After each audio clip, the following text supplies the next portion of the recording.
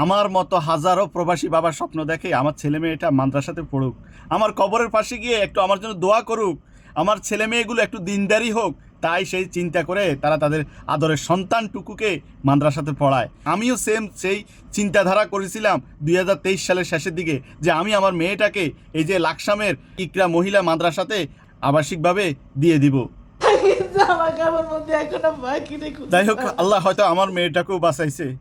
আমি আমার মেয়েটাকেও আমার এলাকার মাদ্রাসাতে দিয়েছি, কিন্তু আবাসিকভাবে দিই নাই।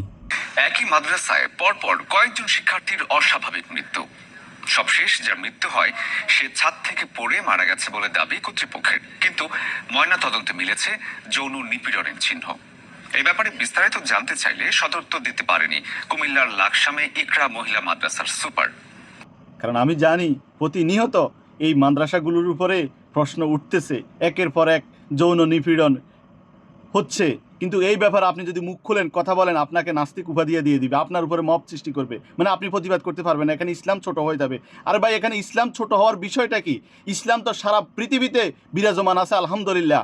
ইসলামের সমুন্নত হচ্ছে জমিন এবং আসমানে। আপনি ন্যায় বিচার করতে গিয়ে কেন আপনি ইসলামকে ছোট করতে যাচ্ছেন? অথচ যেখানে কোরআনের সূরার আল বাকারার 82 নম্বর আয়াতে বলেছেন, তোমরা সত্যকে মিথ্যার সাথে মিশ্রিত করিও না এবং জানা সত্ত্বে সত্যকে তোমরা গোপন করিও না। অথচ আমাদের একটা শ্রেণী এই ধরনের অপরাধ হলেই তারা এই বিষয়গুলোকে এড়িয়ে যায় এবং গোপন করে। কারণ অপরাধী যারা, অপরাধের মূল শাস্তি হচ্ছে না, তারা শাস্তি পাচ্ছে না, এই কারণে প্রতিনিয়ত আমাদের সমাজে অপরাধ বেড়েই চলেছে। আমি মনে করি এর জন্য আমাদের কর্তৃপক্ষ, প্রশাসন, রাষ্ট্র, সরকার, ব্যবস্থা, কোর্ট কাছারি সবাই দায়ী থাকবে। আল্লাহর কিয়ামতের হাসরের ময়দানের দিন তারা আল্লাহর মুখোমুখি হবে, কারণ তারা দুনিয়াতে এই সমস্ত বিচার আচার করে দেওয়ার নাম করে তারা সরকার ক্ষমতায় গিয়েছে, সরকার গঠন করেছে, কিন্তু আমাদেরকে দুনিয়াতে ন্যায্য বিচার দেয় নাই।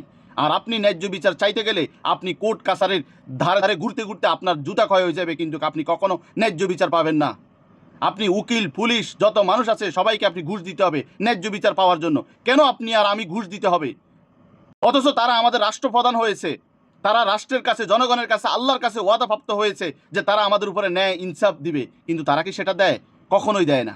ওখানে থাকা অবস্থায় একদিন বলছিল যে ওইখানে কথা বেশি বলা যায় না, ম্যাডামেরা দাঁড়ানো থেকে হুজুরগুলো কিরকম কিরকম জানি।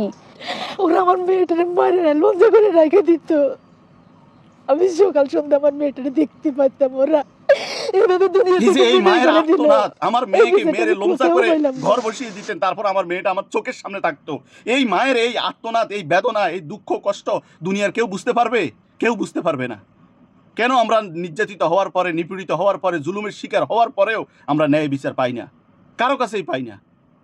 তবে সামিয়ার সুরথল প্রতিবেদন মতে বাম হাতের কবজিতে আঘাত ছাড়া শরীরে নেই বড় কোনো জখমের চিহ্ন।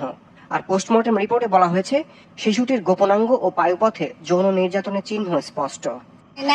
এই যে ময়না তদন্তে উঠে এসেছে মেয়েটিকে যৌন নিপীড়ন করার পরে এরপরে তাকে ছাদ থেকে ফেলে দেওয়া হয়েছে, এবং কি মেয়ে হসপিটালের মধ্যে সে সাক্ষ্য দিয়েছে যে তাকে অপরিচিত মনে হচ্ছে যে মহিলার মতন, তার মানে সে মহিলা না, বোরকা পরে এসেছে, তার মানে সে পুরুষ। সে তাকে জড়িয়ে ধরে ছাদ থেকে নিচে ফেলে দিয়েছে, কত অমানবিক নির্যাতন করেছে, এরপরে তাকে ছাদ থেকে ফেলে দিয়ে তাকে হত্যা করেছে। এরপরও কি ন্যায় বিচার পাবে? কখনোই পাবে না।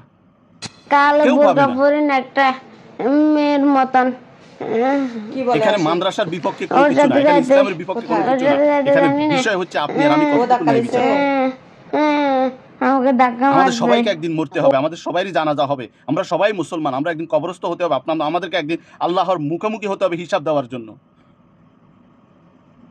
তাই যেখান থেকে আমরা এই দ্বীনি শিক্ষাগুলো গ্রহণ করব, সেখানেই যদি আমাদেরকে এইভাবে জুলুমের শিকার হতে হয়, তাহলে আমরা যাব কোথায়?